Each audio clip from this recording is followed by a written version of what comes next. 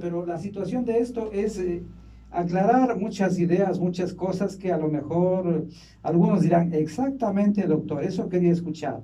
Y otros dirán, ah, bueno, y quiero escuchar más de lo que va a decir el doctor, ¿no? Pero bueno, en esto, digamos que en esta ocasión hablamos de una reactivación económica.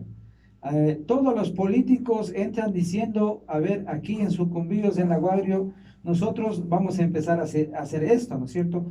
Queremos hacer por acá un poco de asfalto, queremos hacer por acá reordenamiento de monumentos, queremos adecuar el parque, queremos que, hablando inclusive de educación, queremos poner un aula más, ¿no es cierto?, en ese centro educativo. Pero realmente, ¿qué es lo que necesita Lago Agrio? Muchos a lo mejor que han venido, como decía anteriormente, muchos migrantes, muchos que están aquí, han venido a lo mejor por acomodarse en un lugar donde estar, en su casita, ¿no es cierto? Aunque pobremente, pero en su casita. Pero también se habla de un reordenamiento territorial que a lo mejor existe o no existe. Pero entonces, ¿qué es lo que realmente necesita Lago Agrio, mi doctor? Necesita que se planifique, que esa planificación se la haga de cara a los ciudadanos, que se la haga con los ciudadanos, que todo lo que se haga en la ciudad se haga de frente con los ciudadanos y no a espaldas de la gente. Es decir, necesitamos una administración transparente, que transparente la información pública, que transparente las platas, porque esas platas no son de la autoridad, corresponden a las ciudadanas y ciudadanos, ya sea por sus impuestos, ya sea por las asignaciones que le corresponden por la ley. Necesitamos un gobierno que escuche a las ciudadanas y a los ciudadanos. Si vemos las falencias de las últimas administraciones, son básicamente que deciden por cuenta y riesgo de ellos, inclusive de manera prepotente. Yo hago esta cortina de agua porque a mí me da la gana de tomar esa decisión, inclusive contraviniendo criterios de muchas ciudadanas y ciudadanos. A mí me da la gana poner focos de colores en el puente, pero al final después ni focos existen. A mí me da la gana de resolver o de hacer una sala de velaciones que después de mucho tiempo, o de ni siquiera mucho tiempo, de muy poco tiempo, no existe. Ese es el modelo que hay que evitarlo, que hay que corregirlo. La planificación, las líneas maestras de la planificación, debe darla un plan de desarrollo estratégico de este cantón, diseñado posiblemente por la municipalidad, por los técnicos o por la persona que tenga que hacerlo, pero socializado, conversado con las ciudadanas y los ciudadanos. Si hablamos de apertura de calles, de apertura de vías, obviamente ahí tienen que dar su visión los ingenieros. Si queremos hablar de urbanismo, de mejora de esta ciudad, que tenga lugares acogedores, espacios públicos democráticos para que la gente pueda solazarse en la ciudad, disfrutar la vida de la ciudad, debemos escuchar a los planificadores, a los urbanistas, a los arquitectos.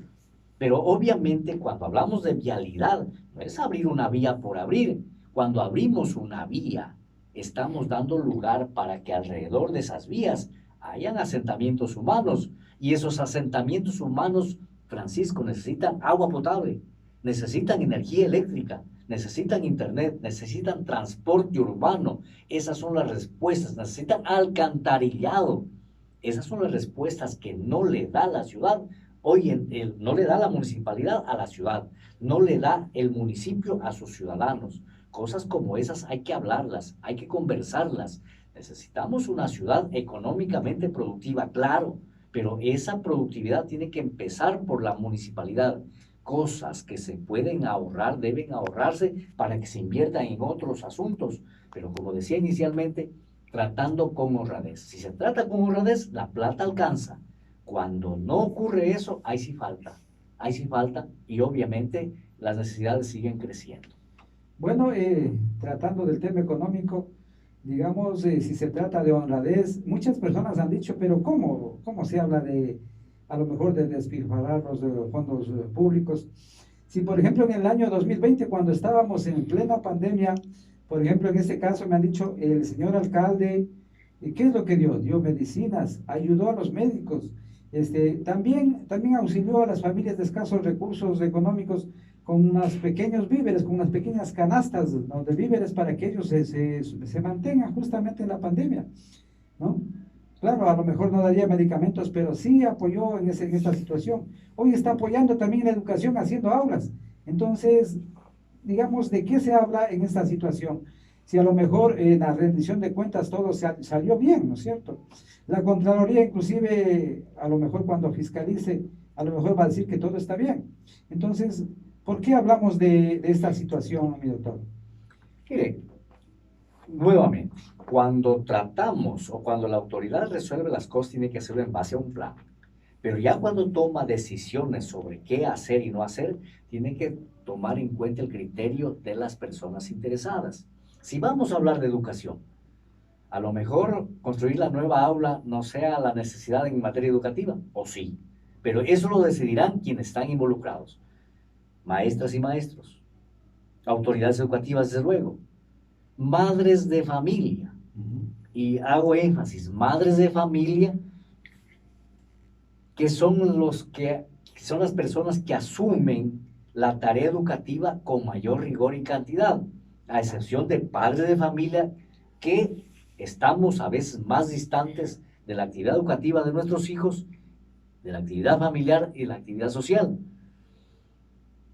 Son ellos, esas personas las que deben decir cómo se debe invertir en las áreas más flacas, en las áreas más débiles de la educación. Entonces ahí habrá una inversión de calidad, una reorientación en el gasto o en la inversión de los recursos. No gasto porque cuando se invierte en educación no es gasto, eso a la postre rinde, es inversión. Cuando vamos a resolver sobre otra situación, como decíamos, en salud, obviamente los médicos también, pero también tiene que ver los usuarios de salud. Esas cosas deben resolverse de manera planificada, pero también de frente con las ciudadanas y los ciudadanos. En plena pandemia, mi estimado Francisco, lo que faltaba, ¿sabe qué es? Y hoy sigue faltando, es comida. Mientras estamos conversando aquí, Francisco, hay muchas ciudadanas y ciudadanos que no tienen nada y que hoy, precisamente, hoy viernes 8 de abril, no comieron 3 comidas diarias. Es decir, el problema del hambre es un asunto que hay que atacarlo, porque cuando tú estás con el estómago vacío, no tienes tiempo para pensar en el arte, pues, no tienes tiempo para pensar en la cultura, no tienes tiempo para pensar en la música, en la danza, en la poesía, en la literatura. Te olvidas de todo, te olvidas hasta de Dios. ¿Por qué? Porque el hambre es de esa magnitud. Mucho menos para hablar de política, pues para hablar de los hermanos, de la solidaridad. No, hay que cubrir la necesidad del hambre física, pero también la necesidad del hambre intelectual, del hambre emocional, del hambre espiritual. Yo insisto en eso. El ser humano es carne, hueso, pero también espiritualidad. Y hay que procurar de que eso esté estable, esté equilibrado, porque eso constituye el ser.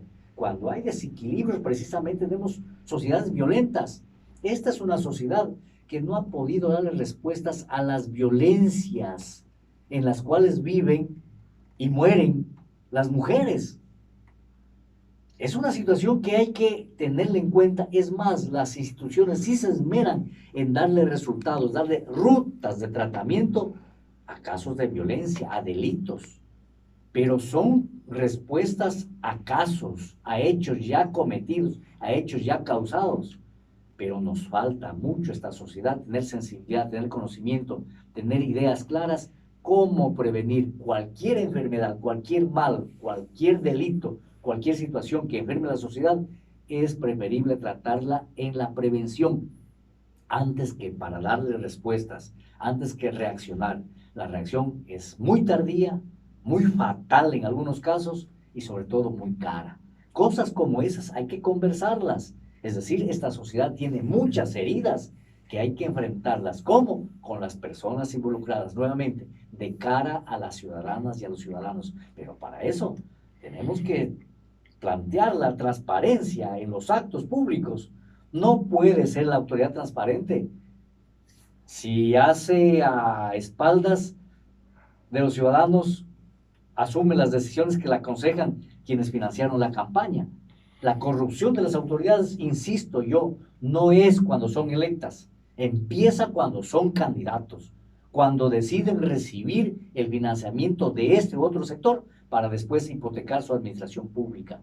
Esos son hechos que hay que tenerlos en cuenta. Yo que sí invito a las ciudadanas y a los ciudadanos que les pregunten a quiénes vamos a hacer política, si es que avanzamos a hacer política y a inscribir nuestras candidaturas.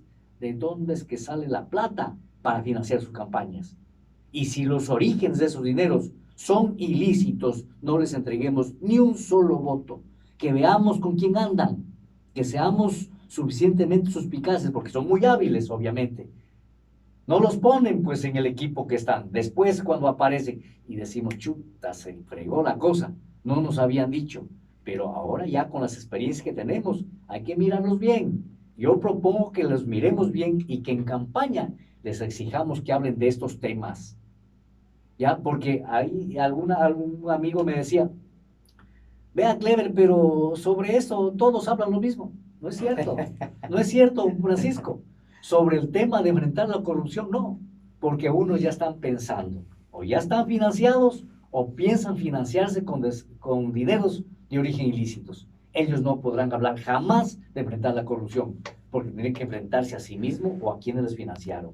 Entonces, esa sí es una gran diferencia. Es una gran diferencia que yo convoco a las ciudadanas y a los ciudadanos hasta a tener en cuenta. No hablarán de que qué van a hacer sobre estos problemas, porque como son problemas difíciles, duros, a veces en un momento determinado ni siquiera muy favorables, no muy electorales, no muy atractivos, prefieren ocultarlos, pero hay que tratarlos porque esos son los problemas que tiene que solucionar la ciudad. En 4 años sentar las bases del desarrollo de esta ciudad a donde queremos que camine.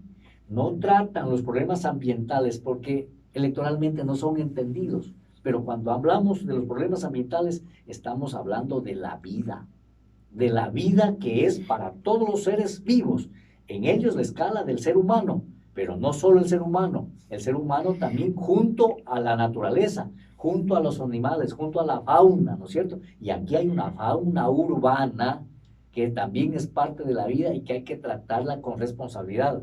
Aquí hay esteros, aquí hay agua, aquí hay un aire, aquí hay un bosque, aquí hay una tierra que están siendo envenenados y que nadie quiere decirle cómo es que la va a enfrentar como el escenario ideal para que florezca la vida, para que florezca la realización personal de quienes vivimos en esta ciudad. Claro, bueno, efectivamente, y decirles que ya estamos a pocos días para celebrar el Día de la Tierra. No sé si usted se recuerda, el Día de la Tierra es el 22 de abril, es el Día de la Tierra. Entonces, ¿cómo le vamos a recibir a ese Día de la Tierra? A lo mejor lo vamos a recibir como siempre, o sea, ocultando la contaminación. Lo que usted ha dicho, doctor, ¿no? O sea, viendo nuestros ríos, nuestros esteros, que a lo mejor ya están contaminados. En algunos cantones, inclusive por la explotación aurífera, ¿no es cierto? Ilegal, ya pues ya nuestros ríos ya no son de agua cristalina como teníamos antes, ¿no? Ahora es agua turbia, ahora es agua que inclusive está mezclado con plomo, con arsénico inclusive, ¿no? Que mata nuestra flora y fauna, así es. Pero realmente, como estamos entrando a esta campaña, ya se ven encuestas, ¿no? Ya se ven encuestas a lo mejor con votos de los amigos, con votos de los que trabajan con ellos, ya se ven encuestas y dicen, bueno, aquí ganó la encuesta tal persona, y el otro como ve que ha ganado las encuestas, dice, ah, no, yo voy a votar por él porque él está ganando, o porque ella está ganando. Pero en esta campaña, yo le he preguntado a mucha gente en esta ciudad, y pienso que a lo mejor no toda la gente va a despertar, porque a lo mejor toda la gente, la mayor parte de la gente va a decir, va a oír cosas bonitas, ¿no? ¿No? El candidato va y le propone cosas bonitas. Mire, si es posible le dicen, vamos a mejorar su barrio, vamos a poner, o sea, servicios de calidad, y la gente a lo mejor vote por el mismo candidato. ¿Qué es lo que va a suceder ahí? A lo mejor vamos a tener unos pésimos candidatos, unos pésimos gobernantes, digo yo. Y la preocupación es esa. O sea, ¿usted qué propondría si a lo mejor llegaría a a tener, digamos, un puesto, una curul en esta línea electoral que ya se aproxima. ¿Qué diría usted? O sea, ¿qué le propondría al pueblo? Además de lo que usted ha dicho, o sea, la educación, ¿no es cierto? La salud. ¿Qué le propondría al oír, digamos, realmente que hoy estamos viviendo también en contaminación ambiental? Que muchos seres humanos de cualquier edad, ¿no? Especialmente afectados la parte infantil y también los de la tercera edad, ¿no? Y tienen enfermedades raras que ningún médico lo va a curar, van a vivir así hasta morir. ¿Por qué? Por la contaminación de los mecheros, por la contaminación petrolera. Entonces, ¿qué le diría a usted como político integrante ya en esta ley electoral? Mire, yo quiero hacerle la siguiente reflexión. No sé si quepa hacerle una pregunta, pero a través suyo, a quienes nos ven y escuchan. Cuando usted contrata a alguien para que le haga un trabajo en su casa, ya, contrata, pacta precio, pacta condiciones y le abre las puertas de su casa para que este individuo haga el trabajo al cual se comprometió. Pero ya al momento de la verdad, este individuo al quien contrató, primero que no hizo el trabajo, no lo hizo bien. Claro. No lo hizo bien. Y aparte de que no hizo bien el trabajo, usted le abrió las puertas de su casa y se le va llevando las cosas, llevándose las cucharas. Sí sucede, sí Sucede. sí sucede. En esas condiciones, ¿qué hace usted, En Francisco? este modus de inseguridad que Ya vivimos, ve, todo eso sucede. ¿lo sigue contratando? No, pues no. ¿Le renueva la confianza? Claro, claro, no, no, No, no. no, no, no hay cómo renovar la confianza. No lo vuelve a contratar. Simplemente, y aunque no le quiera decir ya no confío en ti. Simplemente no me conviene seguirte contratando. Yo creo que es ese sentimiento que tenemos quienes habitamos aquí en la ciudad de Nueva Loja. Quienes ya tuvieron la oportunidad de servir y no lo hicieron, quienes ya le fallaron a esta ciudad, no creo que estén en condiciones de pedirle nuevamente el voto a quienes votaron por ellos. Pero como la vida es así, y la democracia, el sistema representativo es así, ellos tienen el derecho de presentarse y pedir el voto. Pero si vienen y nos piden el voto, en cambio, las ciudadanos y ciudadanos, quienes los elegimos, tenemos la posibilidad de no volverlos a elegir nunca más a quienes fueron responsables de fallarle a esta ciudad, de ese modelo del choreo en la gestión pública que yo vengo diciendo. Podemos decirle no. No, señor, no, señora, no me da la gana de votar por usted. Mi decisión es escoger el cambio, escoger un modelo, escoger una persona que se comprometa a hacer estas y otras cosas, que se comprometa conmigo a gobernar esta ciudad, esta cantón, esta provincia, que se comprometa a hacer asambleas populares en donde las ciudadanas y ciudadanos expongan sus problemas, a gobernar esto con especie de cabildos abiertos, en donde hable todo mundo, en donde todas las personas que tengan algo que decir vengan y lo digan, y que la autoridad escuche, que la autoridad lo haga, que lo asuma y que luego lo asimile y lo ejecute en obras, en acciones. Cosas como esas tienen que escucharse en esta campaña y yo creo que es el mecanismo que nosotros vamos a utilizar. Yo, por ejemplo, sigo conversando con las ciudadanas y ciudadanos, sigo hablando, les sigo diciendo preguntando cuáles son los problemas de la ciudad y preguntándole, según ellos, cuáles son las alternativas. Y luego cuando conversamos les digo, vea, yo quiero ser candidato a alcalde, me gustaría contar con su apoyo. ¿Me puede regalar una firmita aquí? Sí, encantado la vida. Firme. Otros me dicen no, pero la mayoría me dicen sí. La gente quiere cambio, la gente quiere nuevas personas, quiere a quienes a quienes no han estado en la gestión pública como autoridades. Creo que ese es un principio generalizado en este cantón Lago Agrio, Francisco. Lago Agrio. De su trajinar, de su andar, de su conversar con las personas, justamente eso es lo que quería escuchar, o sea, realmente usted ha aprendido mucho de esas personas. Pero también dígame, o sea, realmente el político siempre debe ser así. Yo me acuerdo, por ejemplo, en la época de antaño, en la época de Máximo Bajaramillo, por ejemplo, ¿no? Cuando era alcalde, habían mingas, ¿no? Habían mingas, se gastaba menos la plata, la gente era más participativa, amaba más a su barrio, conocía hasta a su vecino, ¿no? Hoy a lo mejor no le conoce al vecino ya. Entonces, realmente, esa sería su propuesta, digamos, siendo que usted fuera una campaña política, a lo mejor por X partido o a lo mejor por una alianza. Por supuesto, Francisco, hay que recuperar la participación ciudadana, es decir, la planificación, en la ejecución de la obra y en la evaluación de la obra pública. Es más, creo que hay que compartir la responsabilidad, inclusive en la selección de los contratistas.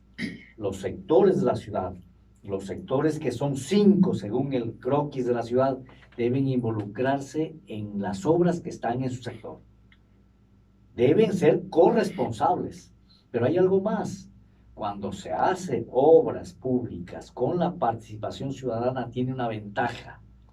El cobro, el valor de los recursos invertidos es menor para las ciudadanas y ciudadanos que fueron parte de la coparticipación en la construcción de la obra pública. Diga usted, aceras y bordillos, por los cuales se paga contribución especial de mejoras. Claro.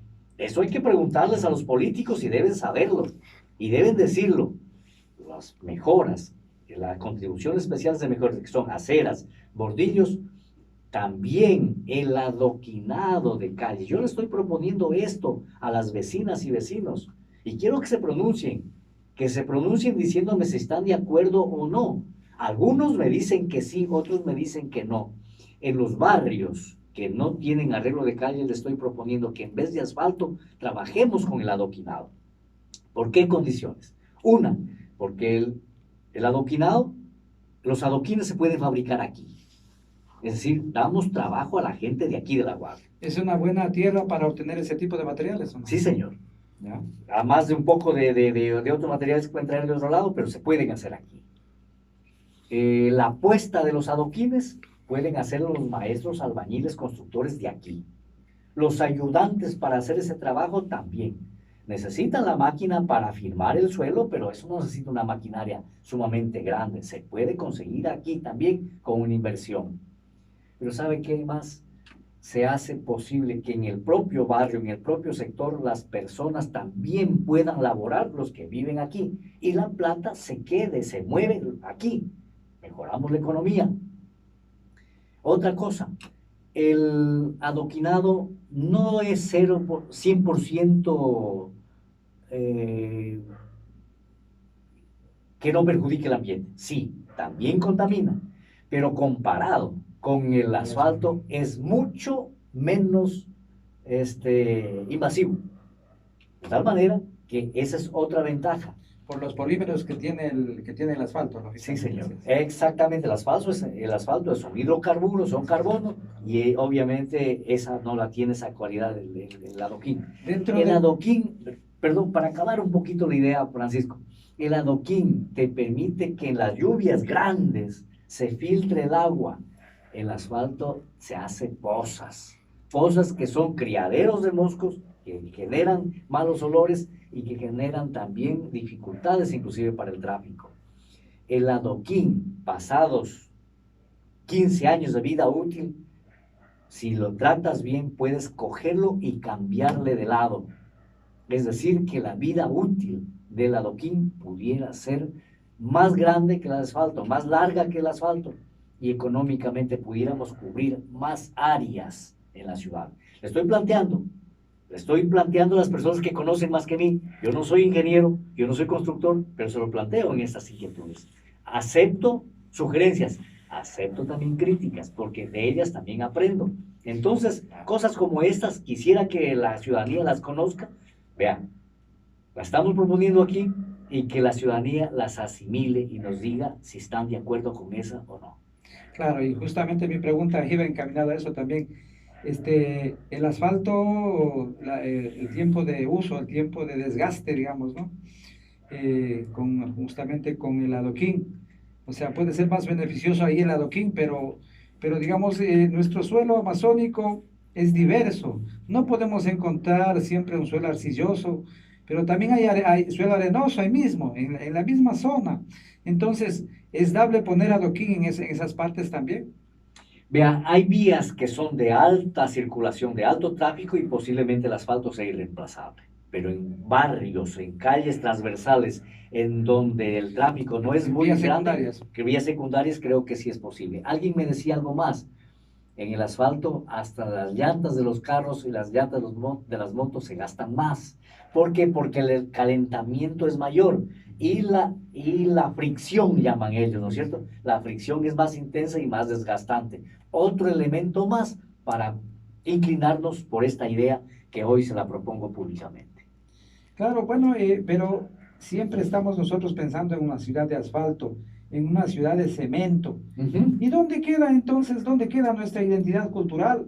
Porque también se ha perdido. Hoy ya no vienen nuestros hermanos, digamos, secoyas, ¿no es cierto? Ya no vienen nuestros hermanos cofanes, nuestros hermanos quichuas, con su cultura, con su música. Se está perdiendo eso también. ¿Dónde queda entonces el rescate de esas nacionalidades? Dónde queda, digamos, inclusive aquí, hablando de lo urbano, donde está el asentamiento del pueblo afro? ¿Dónde queda eso en este rescate a la identidad cultural? Mire, Francisco, yo no estoy diciendo que eliminemos o que acabemos o que soy un enemigo del asfalto. El asfalto donde ya está puesto, obviamente habrá que mantenerlo, aunque el mantenimiento del asfalto también es caro. Mire esta ciudad, si usted ve en los sitios donde se ha dañado, se ha hecho baches de asfalto, se ha remandado con adoquines. Ah, Hay varios sitios de la ciudad, hay varios por sitios. algo ha de ser, Es cierto, por algo ha de ser. Entonces yo estoy aprendiendo de eso, no quiero decir que el asfalto sea 100% negativo y que lo vayamos a eliminar. A lo mejor no se puede eliminar durante algún tiempo.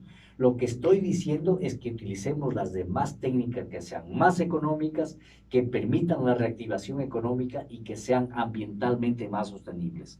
Y obviamente la cultura, que usted se refería, mire, no solamente, claro que el pueblo mestizo, la población mestiza somos mayoritarias, pero aquí hay shuar, hay quichuas, hay cobán, hay Secoya, sionas, secoyas, ¿no es cierto? Hay el pueblo agua, que hay que atenderlos porque ellos son parte de la identidad, parte de la diversidad humana que hay y que hay que acogerlos porque sin ellos no se puede construir ciudad, no se puede construir la Guagrio sin ellos, que son parte de ellos, no se puede construir este pueblo sin la presencia de los afroecuatorianos que le han aportado mucho a esta ciudad, a este cantón y tienen mucho más que darle y que sin embargo son pueblos que se los ha visto a veces por encima del hombro. Es decir, este proyecto de cambio, de transformación, convoca a muchas personas que no han estado participando en la gestión pública y que ahora tienen que estar. claro, y también hablando de otros temas de nuestro pueblo en sí, de las disciplinas, por ejemplo, deportivas, de los artistas, ¿no? Hablando inclusive de los comerciantes, de quienes hacen comercio más informal que formal. Digamos, sí se ha visto un desgaste, todo el mundo se queja cuando ya pasó esta pandemia, cuando ya se entró a la siguiente fase, a la siguiente etapa, donde decían que se está reduciendo los contagios, está bajando la curva de contaminación, ¿no es cierto? Entonces ya empezamos a ver los negocios de nuevo, pero entonces, ¿cómo vemos ahí en su acción política, a lo mejor, cómo tomaría usted toda esa gente, todo ese conglomerado que es la mayoría, pues aquí en la ciudad de Nueva Loja es la mayoría, inclusive, ¿quién no conoce los agachaditos, no? A lo mejor va por comerse una buena comida, pero también va por hacer el gasto, como quien dice, ¿no? Las frutas que están nuestra gente indígena vendiendo ahí. ¿Cómo vería ese tema respecto a nuestro pueblo en sí? Mire, los sectores que acaba de mencionar Francisco son vitales. A ver, primeramente que este rato la población del cantón Laguagrio, la mitad de la población del cantón vive en la ciudad, vive en las ciudades, vive en centro poblado. Y la otra mitad vive en el sector rural. Por lo tanto, hay que atender las dos. Si no se atiende el campo, la ciudad no va a vivir. Hay que tenerlo en cuenta esto. Y tenemos que hacer un campo más productivo, mejor atendido, un campo más alegre, un campo más atractivo para las actividades económicas y para las actividades de la vida misma. Entonces, no puede haber desarrollo de la ciudad sin desarrollo en el campo. Primero, en el campo hay, a ver, gente que se dedica a la agricultura, a la ganadería, a la piscicultura, a la silvicultura. Estamos hablando del 28% de la población del Cantón La Guajira. Un sector muy importante que se debe empujar mucho más, incentivar para que siga siendo ese motor de desarrollo y que crezca mucho más. A ellos habrá que escucharles sus necesidades y apoyar en aquellas uniones público-privadas para que sus productos no se les queden y se puedan publicar y se puedan vender. Pero otro sector que mencionó usted, Francisco, es el comercio, los emprendimientos. Ese es el segundo sector económicamente más activo. Estamos hablando del 19 y 20%, según datos de la propia municipalidad. Es decir, son estos sectores. Los demás, obviamente, servidores públicos, burócratas, otras actividades, también son importantes, pero los dos que usted mencionó son esos. Y a esos hay que apuntarles. En algunos casos, preguntándoles qué es lo que debe hacer esta municipalidad. Creo que hay mucho maltrato, creo que hay cosas que sí se pueden hacer desde la municipalidad. No solamente la respuesta no será bajar impuestos, posiblemente. Eso es fácil en campaña, decir voy a bajar impuestos. Y cuando estás en el poder, te das cuenta que no ha sido fácil bajar los impuestos. Lo que habrá que demostrarles o decirles que aquellas personas que contribuyen con impuestos, les vamos a decir en qué se gasta su plata.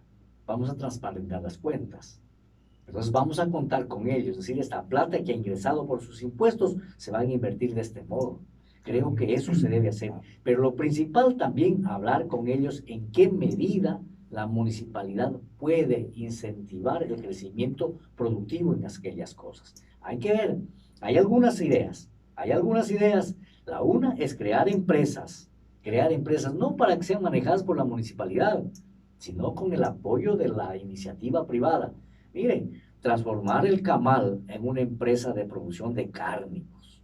No solo camal, no solo matadero, sino de producción, de utilización de todo lo que significa los componentes de esa actividad.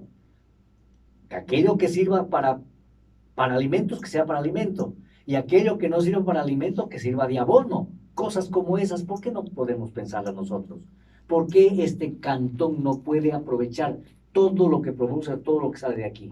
Es decir, necesitamos esa iniciativa, no solo pública, sino también privada. Y para eso necesitamos los profesionales, pero también necesitamos gente que invierta, gente que decida invertir sus capitales en esta ciudad, que haga negocios con nosotros, que no tenga miedo, que el municipio va a ser un socio que va a cumplir sus compromisos, no como ahora, que ni siquiera los contratistas a los cuales les cobran porcentajes, después no les pagan las planillas y quedan debiéndole inclusive a Raimundo y todo el mundo. Entonces cosas como esas no pueden existir. La municipalidad debe ser un socio creíble, un socio que se comprometa al desarrollo, que cumpla su parte. Y en esas condiciones podrá exigirle al resto de ciudadanos, al resto de inversores, que dejen su plata aquí, que muevan la plata aquí. Respecto a lo que usted nos dice, doctor, los inversionistas, como en todo el mundo, como en todos los cantones de nuestro querido Ecuador, en todas las provincias, cierto es, Iván, aquí también se ha visto inversionistas extranjeros que vienen con sus grandes capitales y bueno, claro que contratan un poco de gente, pero también lo traen gente de otros lados. Tenemos, por ejemplo, un ejemplo, el aquí. Tenemos el otro ejemplo, el TIA. Entonces, a lo mejor eso será un éxito o un fracaso, digo yo, ¿no? Es mi idea nomás, pues preguntarle a mi doctor. Y otra es que un tema muy importante que yo he visto que también va de más a menos, es el turismo, siendo nosotros que somos nombrados como pueblos mágicos, ¿no? Pueblos mágicos, se dice que inclusive hay el título de tierra de colores. Pero ¿cómo sería entonces en ese caso? O sea, si hemos visto, digo de más a menos, porque hemos visto que nuestros sitios turísticos están descuidados. ¿Cómo sería eso? ¿Cómo sería eso a lo mejor en su manejo político, en su propuesta, mi doctor? Mire, Francisco, en esto yo insisto que hay que conversar con las personas involucradas en esas actividades para con ellos acordar las salidas más básicas. Pero obviamente, ¿cómo va a crecer el turismo en esta ciudad? Si hay un concepto a nivel nacional que nosotros somos zona roja, en donde hay letreros, no sé si públicos, pero sí mensajes para quienes visitan, a quienes hacen actividad turística mundial, vengan a cualquier parte del Ecuador, pero menos al oriente, menos al Aguario, porque es zona violenta, porque es zona de peligro, zona roja. O se pasan a la laguna de Cuyabé, ¿no? Los que mejor hacen, lo hacen hacia allá, pero no se quedan aquí en la Aguario. Pero nosotros decimos qué injustos que son con nosotros. ¿Por qué nos ponen en una zona roja? Pero nos ponen en una zona roja porque solo en el mes de enero del año 2022 hay más de 22 personas que fueron destapadas la cabeza con tiro de fusil. Pues, ¿cómo tapas eso? ¿Cómo le dices a un turista del mundo, venga a visitar esta ciudad, si lo que te encuentras es con muerte? Y no hay autoridad alguna que explique qué pasó con eso. ¿Cómo le dices a una ciudad que no es violenta cuando en pleno luz del día asesinan a una persona en la puerta de un establecimiento educativo? Y no hay forma de que autoridad alguna le diga a esta ciudad qué demonios pasó con eso.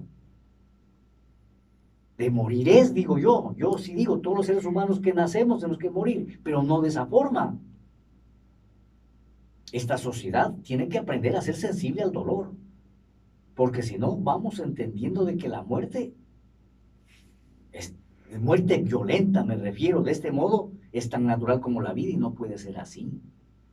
Esta sociedad tiene que humanizarse, tiene que dolerle estas clases de muertes, porque si bien hoy son personas conocidas o ajenas a nosotros, pero mañana o pasado puede ser cualquier persona cercana a nosotros y nadie se va a condoler de nosotros. Entonces, en condiciones de una violencia así y otras clases de violencia que somete a mujeres, que somete a niñas y a niños, porque la violencia se crece, se genera, se envalentona contra los más débiles, contra los adultos mayores, contra las personas con discapacidad.